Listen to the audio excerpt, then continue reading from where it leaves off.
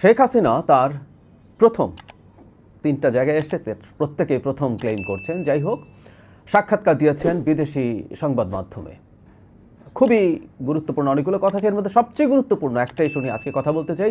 তার এই সাক্ষাৎকারের নানা দিক নিয়ে আমি ডিটেলড ভিডিও করব। তার এই সাক্ষাৎকার একটা ইঙ্গিত আছে সম্ভবত একটা নতুন ধরনের বা সোকল রিফাইন্ড আওয়ামী লীগ আসতে পারে, এবং সেটা নির্বাচনের আগেই কিনা সেই আলাপটা আমরা করতে চাই। ইন্টারভিউ নিয়ে দুটো কথা একটু বলে রাখা দরকার। দুদিন আগেই যখন খালেদ মুহিউদ্দিনের একটা বক্তব্যকে ঘিরে তুমুল বাকবিতণ্ডা চলছিল যে তিনি শেখ হাসিনার ইন্টারভিউ নিতে চান, তখনও বলেছিলাম যদি বিদেশি কেউ নেয়, ইনফ্যাক্ট ভিডিও ইন্টারভিউ হয়নি, এটা লিখিত ইন্টারভিউ হয়েছে। আমি প্রায় বলি কথাটা, শেখ হাসিনা ভিডিওতে আসবেন না, কোনোভাবেই আসবেন না। তার এখন চেহারার যে পরাজিত, বিধ্বস্ত, মৃত চেহারা, সেটা নিয়ে তিনি জনগণের সামনে আসবেন না। তিনি একটা রিটেন ইন্টারভিউ দিয়েছেন। তো আমি বলেছিলাম তার ইন্টারভিউ যদি নেওয়া হয় সেটা আমি নিশ্চয়ই দেখব, সেটা নিয়ে কথা বলবো। কথা বলছেন অনেকেও, এবং বলা দরকার। এবং আমি প্রায় বলছি যে শেখ হাসিনা কে কথা বলতে দেয়া, তার কথা শোনা, এটা নর্মালাইজেশনের ব্যাপার না। তার কর্মকাণ্ড ভবিষ্যতে কি করতে চান না চান, অন্তত কীভাবে প্রিটেন্ড করতে চান, উনি তো সত্য কথা বলেন না, তিনি নিজকে কীভাবে উপস্থাপন করতে চান, এগুলোর ভবিষ্যৎ রাজনৈতিক ইম্প্যাক্ট আছে। বাংলাদেশে এখনও আওয়ামী লীগের, এটা খুবই দুর্ভাগ্যজনক, কিন্তু এখনও আওয়ামী লীগের একটা উল্লেখযোগ্য সংখ্যক ভোটার্স আছে যাদের ভোট আমি মনে করি যে আমাদের চেয়ে অনেক বেশি।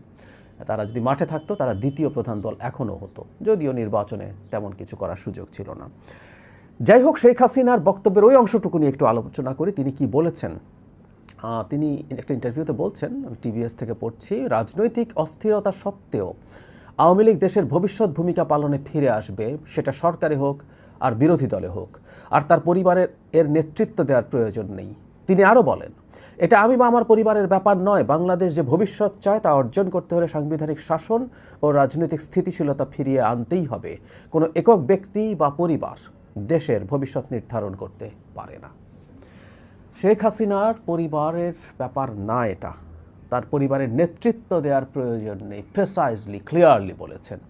ইনফ্যাক্ট এতদিন পর্যন্ত আমাদের মনে হয়েছে তার কর্মকাণ্ড দেখে, যখন তিনি রিপিটেডলি কথা বলছেন, তাতে মনে হতে পারে যে তিনি নেতৃত্বটা হাতে ধরে রাখার জন্য তার অবর্তমানে বাংলাদেশে যারা আছেন তাদেরকে দিয়ে কোনো ফর্মে একটা আওয়ামী লীগ তৈরির চেষ্টা হয় কিনা সেটা রুখে দেওয়ার জন্যই তিনি ক্রমাগত কথা বলে গেছেন, তার নেতাকর্মীকে অ্যাড্রেস করেছেন, উস্কে দেওয়ার চেষ্টা করেছেন, তথাকথিত কর্মসূচি পালন করতে তিনি আহ্বান জানিয়েছেন। যদি আমরা দেখেছি এত নাকি তারা বিরোধীদের গেলে বিরাট ক্যাপেবল দল, আমরা দেখছি তাদের আসলে অবস্থা কি। যাই হোক, এই বক্তব্যের মাধ্যমে তিনি একটা আন্তর্জাতিকভাবে ইঙ্গিত দিলেন, যে ইঙ্গিতটা আমাদের কাছে এসে পৌঁছেছে। এইটার একটা প্রেক্ষাপট আছে, সবগুলো কনটেক্সট যদি আমরা একত্র করি, রিফাইন্ড আওয়ামী লীগের আলাপটা আমরা আনতে পারবো।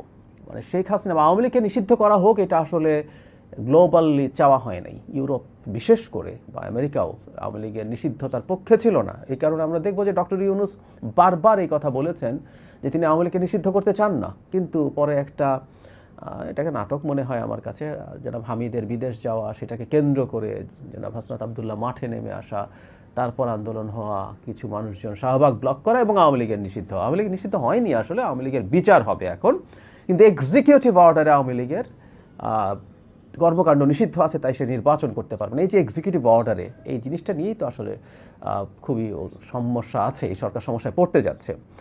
সাম্প্রতিক সময়ে হিউম্যান রাইটস ওয়াচ সহ আরও মোট 5টা মানবাধিকার সংস্থা বাংলাদেশ নিয়ে অনেকগুলো কথা বলেছে। এর মধ্যে খুব ক্লিয়ারলি আওয়ামী লীগের উপর থেকে সরকারি যে নিষেধাজ্ঞাটা আছে এটা তুলে নেওয়ার কথা বলা হয়েছে, এবং তারা রেফার করেছে, এটা আমিও তাদের রিপোর্ট দেওয়ার পর খুবই সারপ্রাইজিংলি দেখেছি, সেটা হলো জাতিসংঘের মানবাধিকার হাই কমিশনের যে রিপোর্ট জুলাই অগাস্ট নিয়ে করা হয়েছে। সেখানে এটা একটু যোগ করে রাখা ভালো যে শেখ হাসিনাকে ভয়ঙ্কর রকমভাবে তারা অ্যাকিউজ করেছে, আক্রমণ করেছে, এবং এটা খুবই গুরুত্বপূর্ণ একটা ডকুমেন্ট আমাদের জন্য।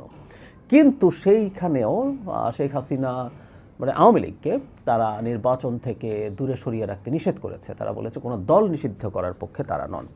এখন দল নিষিদ্ধ করা নিয়ে আমাদেরও একটা যুক্তির বিরুদ্ধে প্রধান উপদেষ্টা বা সরকার দাঁড়িয়েছে। সেটা হচ্ছে, আমরা কখনোই বলিনি, কখনোই চাইনি কারোর জন্যই যে এটা এক্সিকিউটিভ অর্ডারে দল নিষিদ্ধ। কিন্তু সরকার যে সমস্যাটা করেছে, বিচার তো একটু দীর্ঘমেয়াদী প্রসেস আছে, সো সেই বিচার যদি দীর্ঘমেয়াদী প্রসেস হয় তাত্ত্বিকভাবে এটা আমাদের এই নির্বাচনের পরে চলে যাওয়ার সম্ভাবনা আছে। যদিও আইসিটি খুবই গড়িমসি করছে, আইসিটির মামলা মানে আমরা তো পাবলিকলি দেখিনি, আমি শুনেছি যে তারা একটা মামলা করেছেন কিন্তু পাবলিকলি দেখিনি, বা এটার অগ্রগতি তেমন না যেটা ফেব্রুয়ারির আগে সুরাহা হবে। সো এটাকে যদি পরে চলে যায় তখন সরকার এক্সিকিউটিভ অর্ডারে কিন্তু আওয়ামী লীগের কর্মকাণ্ড নিষিদ্ধ করেছে। এখন ইভেন কর্মকাণ্ড নিষিদ্ধটা যদি সরকারি পক্ষ, রাষ্ট্রপক্ষ আদালতের কাছে চাইতো, তারা যদি করতো, তাও জিনিসটার মধ্যে একটা বিচারিক ঢং আসতো। কিন্তু এটা বিচারিক ঢং এখন আর নেই, এটা executive order purely. So purely একটা এক্সিকিউটিভ অর্ডার সরকার চাইলে যে কোনো মুহূর্তে উইথড্র করতে পারে। সুতরাং আমি মনে করি এখন আওয়ামী লীগের নেতৃত্বের ব্যাপারে শেখ হাসিনার যেহেতু মাথা ব্যথা নেই, এই পরিবারের কেউ যদি একটা ইন্টারিম সময়ের জন্য অন্য কারো হাতে নেতৃত্ব দিয়ে একটা আওয়ামী লীগ আসতে দিতে চায় এবং এটা একটা প্রক্রিয়া যদি চলে, এটার জন্য আন্তর্জাতিক চাপ, এটার পক্ষে আন্তর্জাতিক সমর্থন এবং সরকারের উপরে আন্তর্জাতিক চাপ বাড়ার সম্ভাবনা আছে।